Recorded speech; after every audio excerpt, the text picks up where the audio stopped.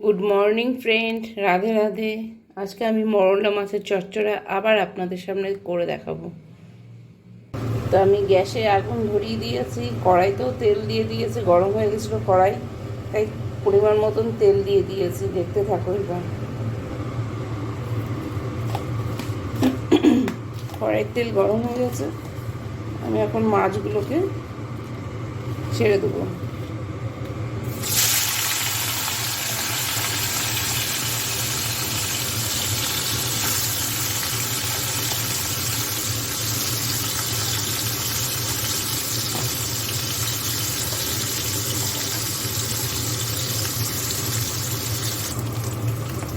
দেখো মাছগুলো ভাজা ভাজা হয়েই গেছে, আর একটু ভাজা ভাজা হলেই নামিয়ে দেবো। দেখো আমি লাল লাল করে সুন্দর করে ভেজে ফেলেছি। এখন কড়াইতে দেবো একটু কালো জিরে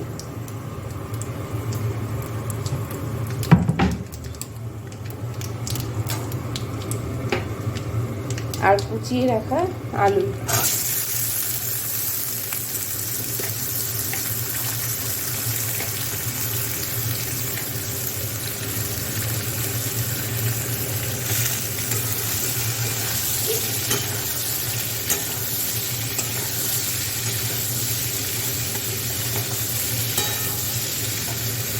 এবার আলুটাকে গ্যাসের আগুনটা বাড়িয়ে দিয়ে সুন্দর করে ভাজবো।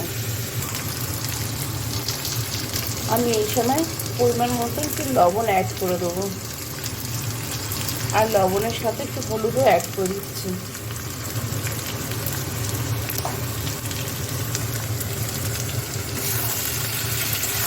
আবার একটু নাড়াচাড়া দিয়ে ভাজা ভাজা করবো।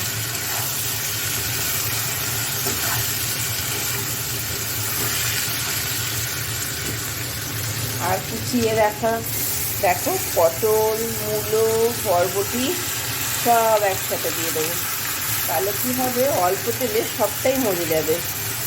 বারবার করে ভাজলে তখন বেশি তেল লাগবে। দেখো অনেকটাই ভাজা ভাজা হয়ে গেছে। এখন আমি একটু লঙ্কা অ্যাড করে দেবো।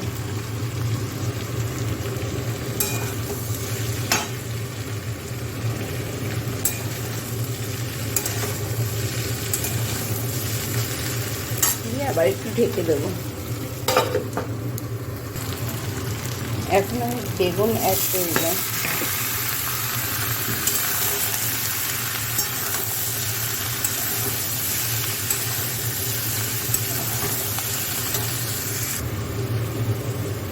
বেগুনের সাথে সাথে ঝিঙে দেখো এইভাবে কেটে রেখেছিলাম।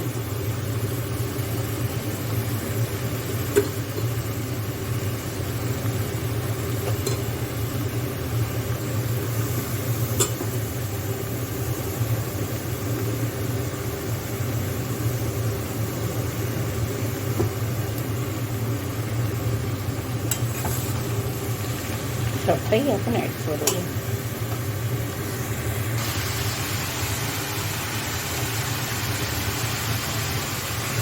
আমি এই সময় দিয়ে দিচ্ছি একটু জিরের গুঁড়ো।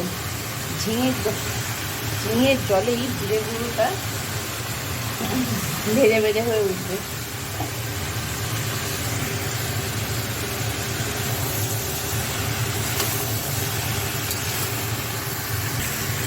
আর সাথে অ্যাড করে দিচ্ছে ধনের গুঁড়ো।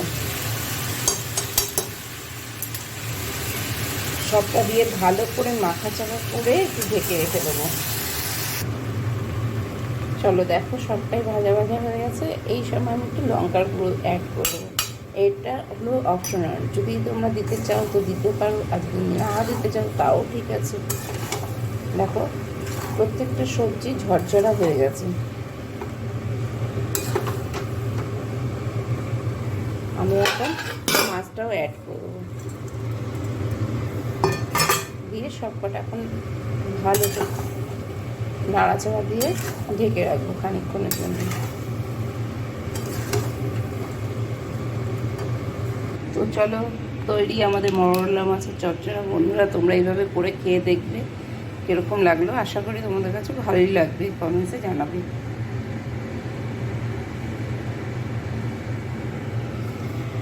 আর পাশে কিন্তু আমি টক ডাল দিয়ে খাবো আজকে মরলা মাছটা।